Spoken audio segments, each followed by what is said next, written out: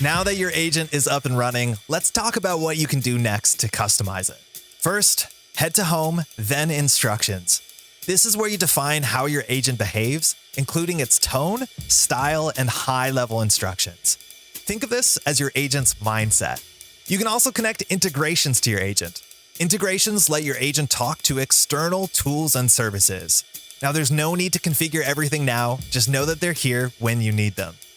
Want your agent to do more? In the Workflows section, you can add actions by inserting cards into your flows. Cards can call tools, run logic, or trigger integrations. Now, to improve your bot's answers, go to the knowledge base section. Here, you can upload documents, FAQs, or even crawl an entire website by simply providing a URL. Botpress will automatically index all connected pages. As you make changes, you can test everything instantly here in the studio using the built-in emulator on the right to see how your agent responds.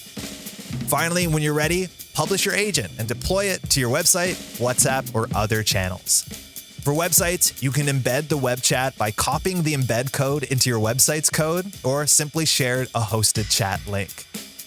For additional step-by-step setup and channel-specific instructions, please check out the full Botpress documentation.